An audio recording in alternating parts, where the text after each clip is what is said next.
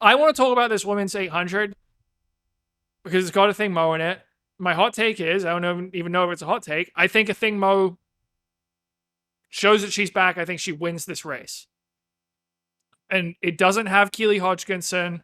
Mary Moraa has been running, the reigning world champion, hasn't been in great form this year. But it does have Sige Daguma, who's the world leader at 156.6. She's won both of her Diamond Leagues this year. And it does have Prudence Sekodiso of South Africa, who was the world indoor champ and who has been running well, just won in Ostrava a couple weeks ago. What do you guys think of that? Athing Mu returns with a win. Please refer to her by her proper name. Which guy was it? We said his name was like Olympic gold medalist Cole Hawker. I forgot what the name we added to. Prominent male runner recently. Teen Phenom Cameron Myers. Was that what we were calling him? No, just please refer to her as Olympic champion Athing Mu-Nikolayev. This will be her debut race as Athing Mu-Nikolayev. I know she's been married before, but I've never seen her in the results under this name. Have you?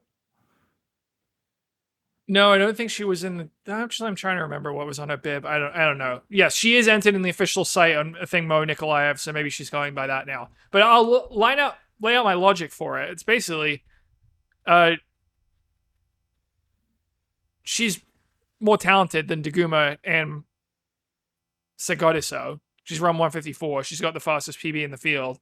I think Mary Moraa is like a comparable talent, but at most probably a bit more talented than her too. Certainly in the 400. I would say 800 probably most, since her PR is more than a full second faster.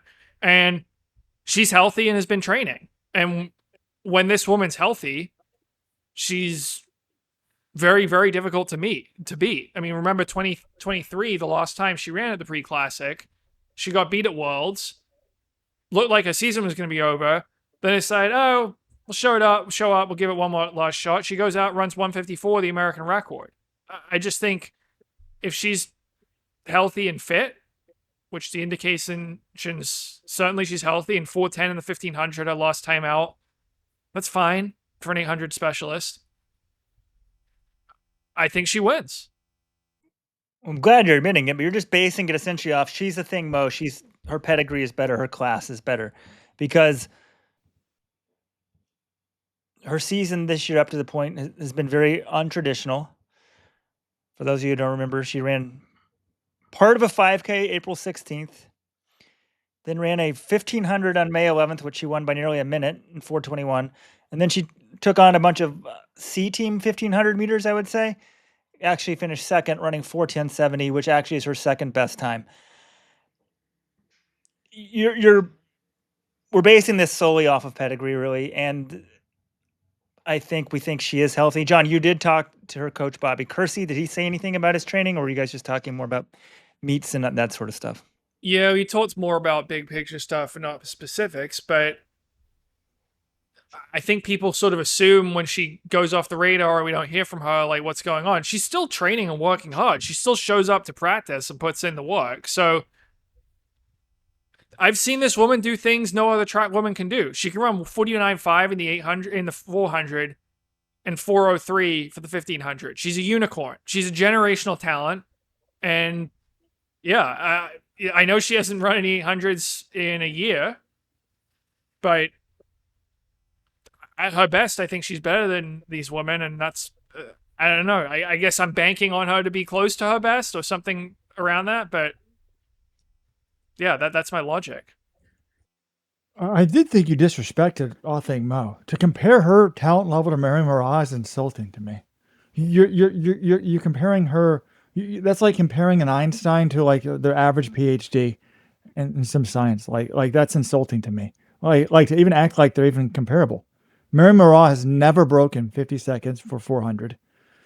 Athing Mu was dallying in the 400 and broke the NCAA record and ran like 49 mid. And then in the 1500, Athing Mu has finished top 3 at USA's. Mary Moraa can't even run 424 at Grand Slam, under 420 in Grand Slam track. So I don't really want to hear from people that like, oh, a 4th place is pretty good for Athing Mu. she should wipe the floor of this field. And I know we have the world leader, but that's how good she was. Back in her prime, she didn't lose to people like this. She was just from the get-go, right? She was way better than everybody else in the world.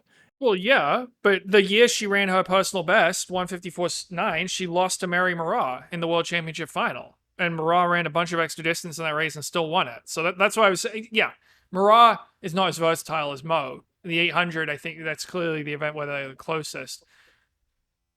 But what's going to be interesting to me is, what if Athing Mu isn't way better than everyone else? Because for the first few years of her career, she could just go to the front and control races and not have to worry about running extra distance, coming off the turns, or, navigating a pack, because she did have that massive talent advantage. She made the races quite simple. If she's now only like a 156, 157 runner, that introduces a whole other set of problems that she didn't have to deal with before. You need to establish position. Can you get out too hard at 200? Like, are you getting your legs tangled? Which is something seems to be worried about quite a bit. That is going to be very interesting to see if she doesn't have that massive, buffer of a second or two up front. Well, she's working on her tactics. It's the one thing she's been trying to do. Robert's take on her talent level was interesting because maybe we forget just how amazing she is. I saw some comments on social media from, I think these are not day-to-day track fans, the more casual fans. And they were saying after Faith Kipyegon ran her 406 mile, and they're like, someone's going to do it soon. Keely Hodgkinson, the Olympic champion, who's not in this race and has not raced since the Olympic Games. So usually the concerns recently have been about Athing Mu's fitness, but now the bigger concerns are about Keely, but we can get to that later.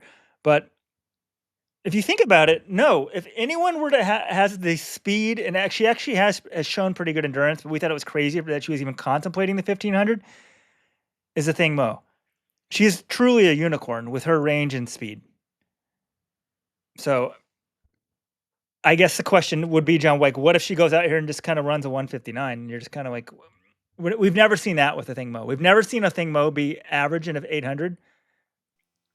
Well, apart from that one race in Gainesville, she ran after the trials last year, and she had been injured that spring, but she looked very average in that one. Well, no, excuse me, a healthy Athing that's Mu. fascinating to me. Are we going to have peak Athing Mu, or is peak Athing Mu passes? It's possible. I'm saying if we're getting the peak, she's dominating this field, and we could very well get that. It could be that she's past her peak. I mean, we've seen sort of teen phenoms, and particularly on the women's side, peak at 15, 16, and never reach that peak. Maybe she's someone that had her peak a little bit later and then is not going to be at that level. I hope not. But it would be interesting if she is sort of in the mix, third and fourth, and has to learn how to race, or even if she's still the best but not totally dominant like she was in 2021. I mean, that's one of the beauties of David Rudisha, right, John? He won global titles both ways, just totally dominant. Everyone knows what he's going to do. You can't touch me. And then he also won by, okay, he's pretty darn good, but he's got to have to actually master this event. And he did both. And maybe we have, maybe we have, the pitcher who's past his prime doesn't throw at 98, but he can still dot the corners at 94. So it's going to be interesting either way. As long as she just doesn't totally bomb. I think she was totally bombing, she wouldn't be in this race. So it's just going to be exciting to see her back in a big stage like this. It's a good analogy because Rudisha was different after his knee injury in 2013. When he returned, he was different skill set, but still really effective and won multiple global titles. All right, I want to put you guys on the spot then. Athing Mu, time and place. Lay it on me. World lead victory. 156. You stole my pick. That's what I was going to say. Oh, yeah. But we're on the same page.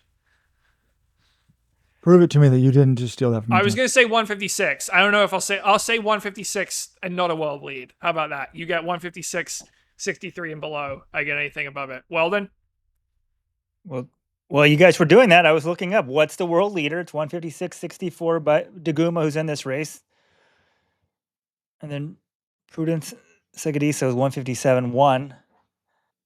I can't pick against her. I want her to win, and I want her to get a world leading. What the hell? She's so good. All right, I'm going to go even lower. because you got to look at it. It's just all about the clip afterwards. 155.99. Athing Mu for the win. Athing Mu-Nikolayev for the win. Okay. Wow. I thought it was going to be a hot take, and either I did a great job convincing you guys, or it really wasn't a very hot take to pick Athing Mu to win this race. Well, we're just solely basing on her pedigree to think that she's healthy. No mental block. Everyone's been analyzing her mental block, but we're just like, nope, you're just better to get out there and smoke people. We don't have a lot of data to work with, and I don't think that's a crazy opinion to hold. I mean, I don't want to disrespect Segodiso and Daguma. They've been brilliant. I mean, Daguma was the silver medalist at the Olympics last year, but neither of them have shown that they can compare to a peak Athing Mu yet. So, all right, Bauman Mile.